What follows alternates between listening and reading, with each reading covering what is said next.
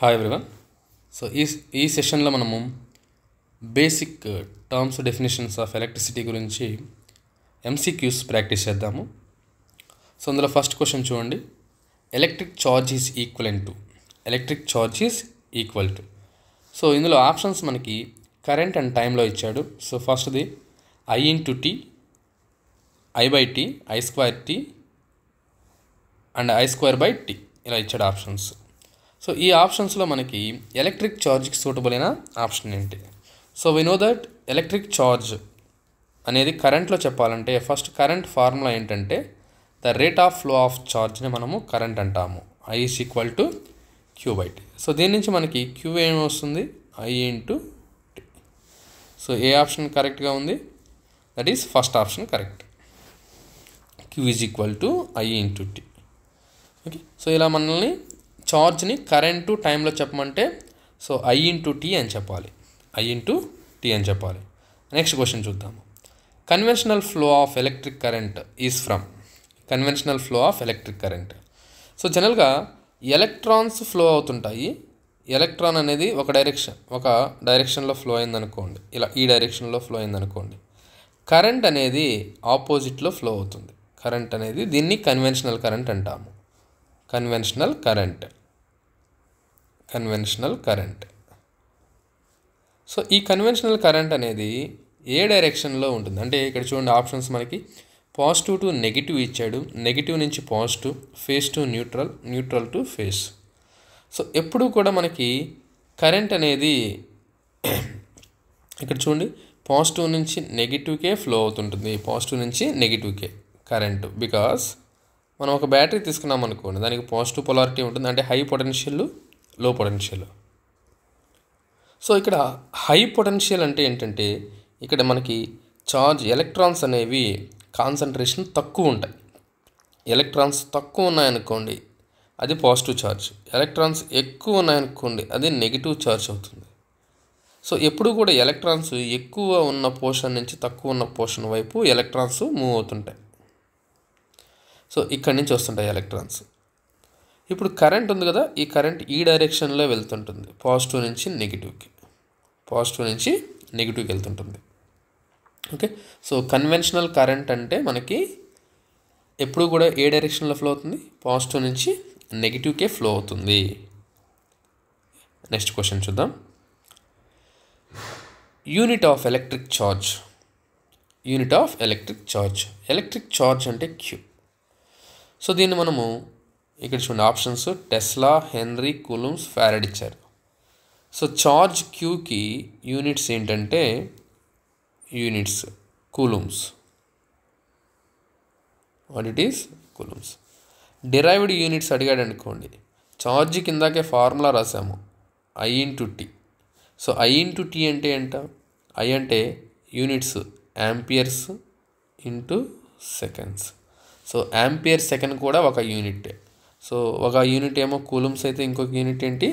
Ampere second. So this is the unit of electric charge. Next question చూద్దాము. If the current flowing through the conductor is 5 amperes. If the current flowing through the conductor is 5 ampere, then electrons per second will flow in the conductor at any passage. So ఇక్కడ మనకి current ఇచ్చారు, ఒక కండక్టర్లో వెళ్ళే current 5 amperes అయితే then electrons per second కనుక్కోమంటున్నాడు. Electrons per second will flow in the conductor at any pass. So ఇక్కడ మనకి నెంబర్ ఆఫ్ ఎలక్ట్రాన్స్ని మనము ఛార్జ్ అని కూడా చెప్పొచ్చు.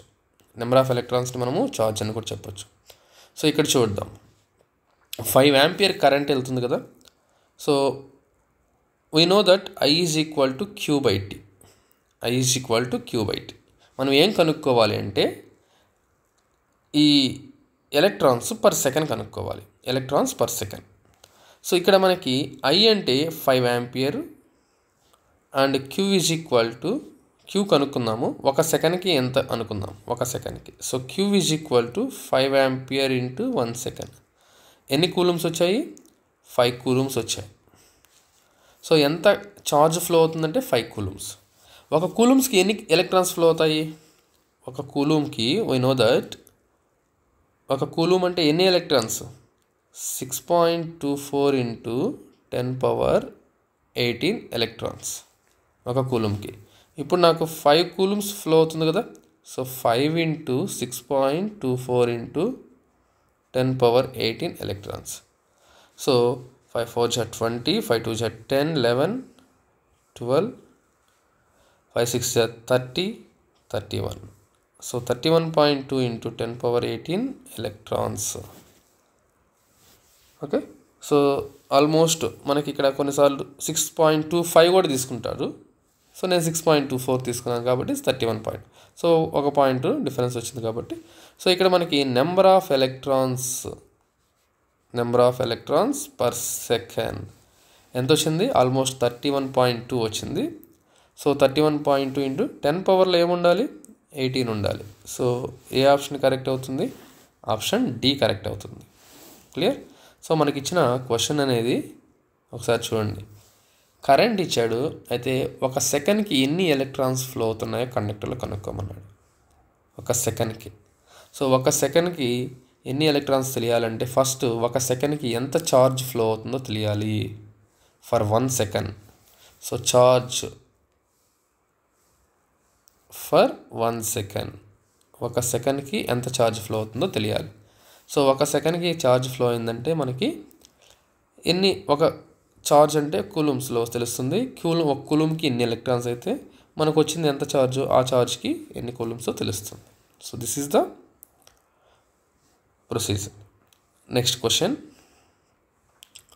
For a given conductor, if the cross sectional area increases, then resistance of the conductor increases, resistance of the conductor decreases, current rating of the conductor decreases, resistance of the conductor does not change. So ఇక్కడ మనకి ఇచ్చిన question చూడండి. ఒక conductor ఇచ్చింది ఏంటి? ఏ material? Conductor. So conductor యొక్క cross sectional area అనేది increase అయింది. సో ఒక వైర్ అనేది స్మాల్ క్రాస్ సెక్షన్ ఉందనుకున్నాము, దీన్ని లార్జ్ క్రాస్ సెక్షన్ ఏరియాగా పెంచాడు. ఓకే, సో ఇక్కడ ఏరియా అనేది A1 అనుకుంటే ఇది ఏరియా A2 అనుకున్నాము. So A2 is greater than A1. అయితే మనకి ఏరియా పెంచినప్పుడు రెసిస్టెన్స్ గురించి అడుగుతున్నాడు ఎక్కువ. So resistance, we know that resistance formula R is equal to ρL/A. అవునా? సో ఆర్కి ఏరియాకి ఎలా ఉంది రిలేషన్? Inversely relation. సో ఇక్కడ మనకి ఏరియా అనేది ఇంక్రీజ్ అయింది కదా. సో ఏరియా ఇంక్రీజ్ అయిందంటే what about the resistance? Decrease అవుతుంది. So resistance of the conductor ఏమవుతుంది? డిక్రీజ్ అవుతుంది. ఏరియా ఇంక్రీజ్ అయితే, so as area increases, so resistance ఏమవుతుంది? డిక్రీజ్ అవుతుంది. Next question. Electrically charged atom is generally termed as. So జనరల్గా మనకి ఎప్పుడు కూడా ఒక ఆటమ్ అనేది ఏ స్టేట్లో ఉండడానికి ట్రై చేస్తుందంటే స్టేబుల్ స్టేట్. స్టేబుల్గా ఉంది అంటే అందులో number of electrons is equal to number of protons. Suppose ఇది ఛార్జ్ అయిందనుకోండి. సో ఛార్జ్ అయిందంటే ఆ ఛార్జ్ అయిన దాన్ని ఏమంటున్నామంటే మనము ఎలక్ట్రాన్స్ లూసింగ్ కానీ ఆర్ గెయినింగ్. ఎలక్ట్రాన్స్ లూస్ అవ్వడం కానీ ఆర్ ఎలక్ట్రాన్స్ గెయిన్ అవ్వడము. ఎలక్ట్రాన్స్ని లూజ్ అయిందంటే protons is greater than electrons. So అప్పుడు మనకి ఏ ఛార్జ్ వస్తుందంటే పాజిటివ్ ఛార్జ్ అంటాము. అండ్ ఎలక్ట్రాన్స్ని గెయిన్ అయిందనుకోండి, electrons are greater than protons, దాన్ని మనము నెగిటివ్ ఛార్జింగ్ అంటాము. సో పాజిటివ్ ఛార్జ్ని అయాన్ అంటారు. ఈ ఛార్జ్ అయితే వాటిని ఏమంటాము? డిఫరెన్స్గా ఉందనుకోండి వీటికి. సో వీటిని ఛార్జ్డ్ బాడీని మనము అయాన్గా చెప్తాము, అయాన్స్ అంటాము. చార్జ్డ్ బాడీని ఏమంటాము? అయాన్స్ అంటాము. సో ఇక్కడ మనకి electrically charged atom is generally termed as ఐరనా కాదు, ఐసోటోప్ కాదు. ఐసోటోప్ అంటే ఏంటి? నెంబర్ ఆఫ్ ప్రోటాన్స్ అనేవి న్యూట్రాన్స్కి ఈక్వల్గా ఉన్నాడు. Next ions. So this is correct. Cation అంటే ఏంటంటే అవి పాజిటివ్ చార్జ్డ్ ఆటమ్స్ని క్యాట్ అయాన్స్ అంటారు, only positive charged. Next coming to if length and area of cross section is doubled, length and area cross section is double, new resistance will be. So లెంత్ని cross section రెండింటిని double చేశాడు. So we know that R is equal to rho L by A, R is equal to rho L by A. So ఏరియాని double చేశారు, rho into 2 times చేశారు, and ఏరియాని double చేశారు, లెంత్ని double చేశారు, ఏరియాని double చేశారు. సో లెంత్ ఏరియా రెండు double అయ్యాయి అనుకోండి. సో రెండు డబుల్ అయినప్పుడు రెండు క్యాన్సిల్ అయిపోతాయి కదా ఇక్కడ. సో మళ్ళీ ఏమొస్తుంది, R is equal to rho L by A. So first ఏ ఫార్ములా తీసుకున్నామో అదే ఫార్ములా వచ్చింది కాబట్టి సో మనకి ఎలా వస్తుంది, remains constant, remains constant. Next చూడండి, when a potential difference is applies to a resistor the heat is produced by. So potential difference అనేది ఒక రెసిస్టర్కి ఇచ్చినప్పుడు సో హీట్ అనేది ఎలా ప్రొడ్యూస్ అవుతుంది. సో హీట్ ప్రొడ్యూస్ అనేది బేస్డ్ ఆన్, హీట్ అనేది దేనివల్ల ప్రొడ్యూస్ అవుతుంది అంటే due to collisions. What it is, collisions between electrons అనేవి ఫ్లో అవుతూ ఉంటాయి కదా. సో వాటికి ఎనర్జీ ఇచ్చినప్పుడు ఏమవుతుందంటే ఆ ఎనర్జీ వల్ల ఎక్కువ ఎలక్ట్రాన్స్ అనేవి ఫ్రీ ఎలక్ట్రాన్స్గా వస్తాయి. వాటి మధ్య కొలిజన్స్ జరగడం వల్ల ఆ మాలిక్యూల్స్ ఆటమ్స్తో కావచ్చు, వాటి మధ్య కావచ్చు, సో మనకి హీట్ అనేది ప్రొడ్యూస్ అవుతుంది, పొటెన్షియల్ డిఫరెన్స్ ఇచ్చినప్పుడు రెసిస్టర్లో హీట్ దేనివల్ల ప్రొడ్యూస్ అవుతుందంటే దేనివల్ల ప్రొడ్యూస్ అవుతుంది, collision of free electrons. Next ఇక్కడ పవర్ డిసిపేషన్ అంటేనే దీనివల్ల జరిగేది, స్పీడ్ ఆఫ్ రెస్పాన్స్ కాదు, none of the above. So మనకి ఫస్ట్ ఆప్షనే correct, collision between electrons and atoms. Next question చూద్దాం. Conductivity of a metal is determined by. Conductivity, so జనరల్గా మనకి రెసిస్టివిటీ అంటే ఏంటో తెలుసు. సో రెసిస్టివిటీ అంటే ఏంటంటే property of material which oppose the electric current. Conductivity అంటే ఏంటి, సో మనకి ఎలక్ట్రాన్స్ని అలో చేసే ప్రాపర్టీని కండక్టివిటీ అంటాము. ఎలక్ట్రాన్స్ని అలో చేసే ప్రాపర్టీ, అపోజ్ చేస్తే రెసిస్టివిటీ అంటాము, ఎలక్ట్రాన్స్ని అలో చేస్తే కండక్టివిటీ అంటాము. సో ఇక్కడ మనకి number of valence electrons per ఆటమా, the electrons concentration and mobility of the free electrons both A and B. So ఇక్కడ మనకి ఎప్పుడు కూడా కండక్టివిటీ అనేది ఫ్రీ ఎలక్ట్రాన్స్ మీద డిపెండ్ అయి ఉంటుంది, not violence electrons. So conductivity of metal is determined by free electrons అంటే ఏంటి, ఒక ఎలక్ట్రాన్ అనేది ఒక ఆటం నుంచి ఇంకొక ఆటంకి వెళ్ళడము, సో దాన్ని ఫ్రీ ఎలక్ట్రాన్ అంటాం. వ్యాలెన్స్ ఎలక్ట్రాన్ అంటే అదే ఆటంలో లాస్ట్ ఆర్బిట్లో ఉంటే దాన్ని వ్యాలెన్స్ ఎలక్ట్రాన్ అంటాము.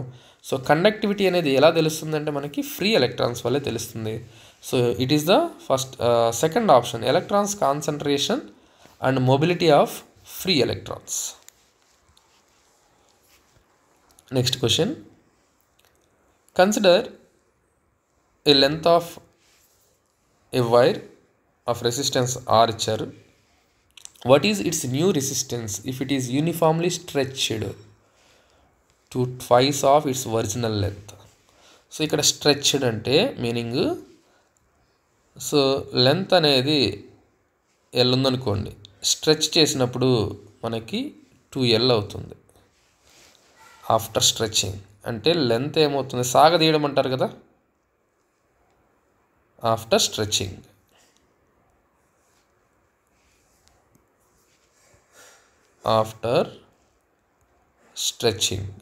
సో స్ట్రెచ్చింగ్ చేసినప్పుడు మనకి జనరల్గా ఇక్కడ ఎలా ఉంటుందంటే, స్ట్రెచ్చింగ్ అంటే ఆ వైర్ అనేది సన్నగా వస్తుంది.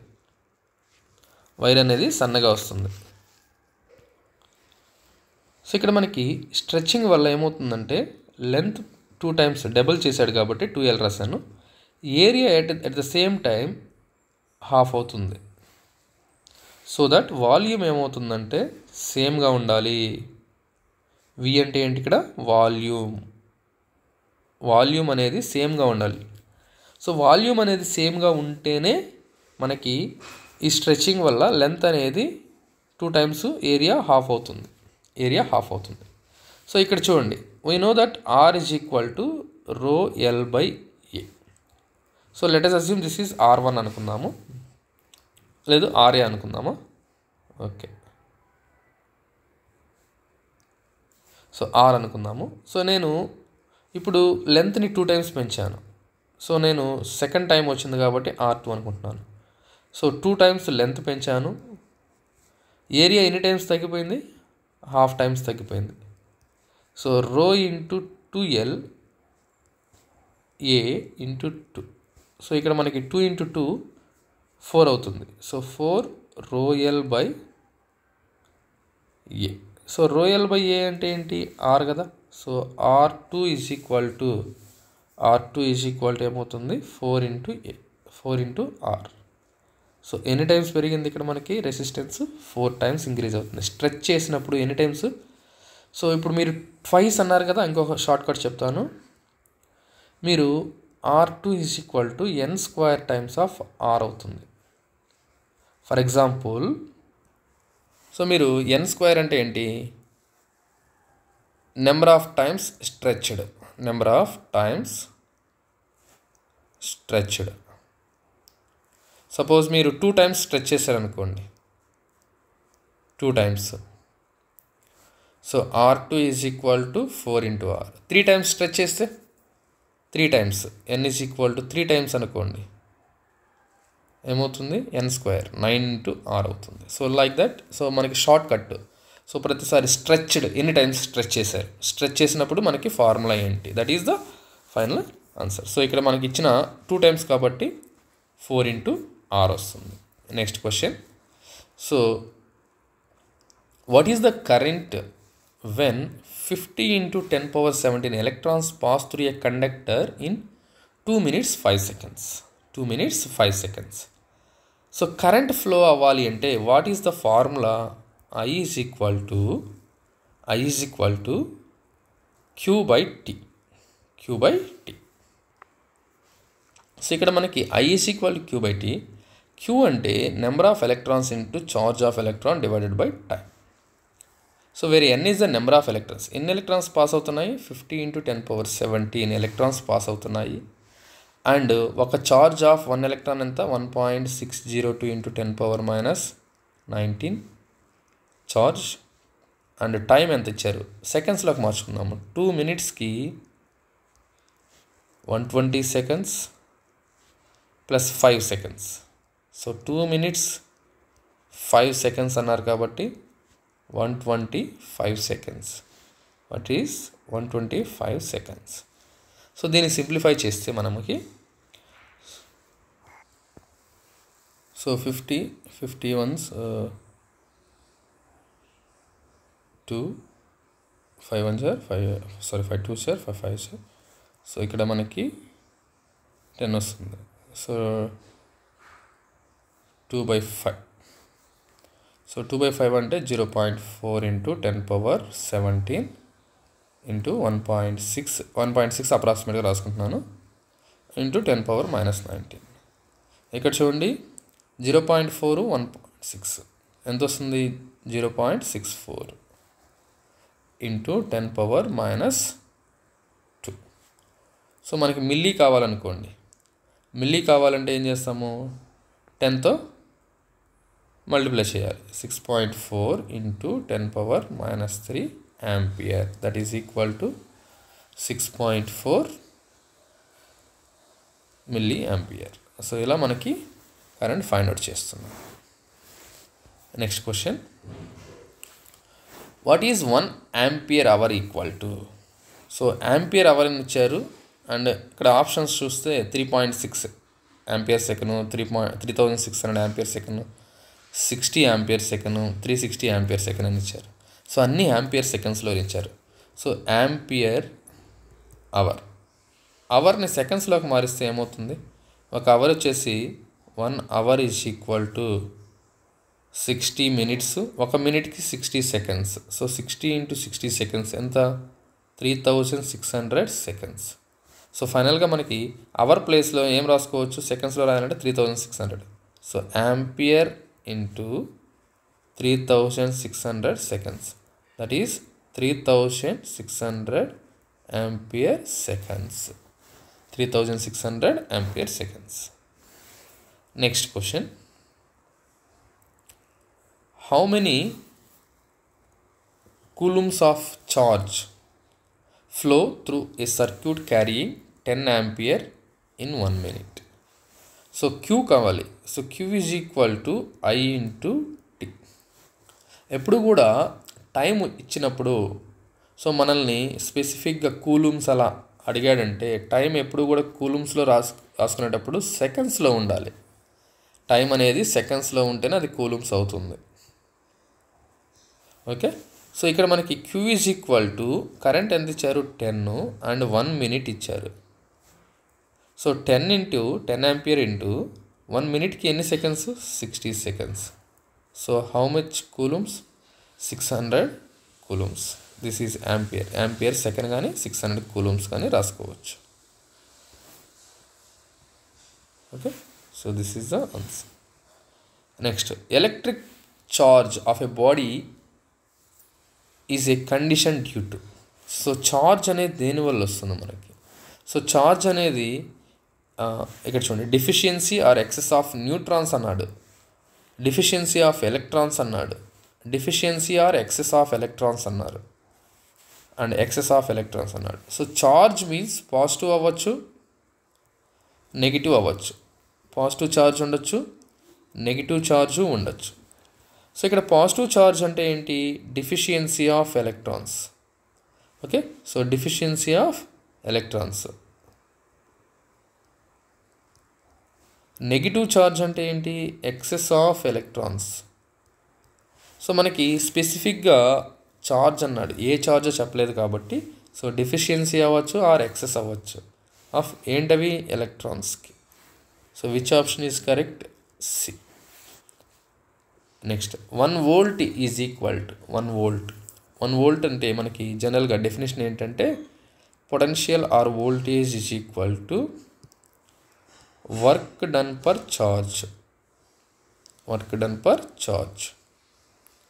ఇక్కడ వోల్టేజ్కి యూనిట్స్ వోల్ట్స్. సో 1 volt అంటే ఏంటంటే 1 joule ఆఫ్ ఎనర్జీ యూస్ చేసుకుని మనము 1 coulomb ఛార్జ్ని పంపించవచ్చు అని. సో 1 joule ఆఫ్ ఎనర్జీని యూస్ చేసుకొని 1 coulomb ఛార్జ్ని పంపిస్తే మనము దాన్ని 1 volt అంటాము. సో ఏ ఆప్షన్ సూటబుల్ ఉంది చూడండి. డినామినేటర్లో ఏమో కూలూమ్స్లో ఉండాలి అండ్ న్యూమరేటర్లో ఏమో జౌల్స్లో ఉండాలి. So joules, coulombs. Okay, so ఇక్కడ మిగతా అన్నీ అట్లా లేవు కాబట్టి సో ఏ ఆప్షన్ కరెక్ట్?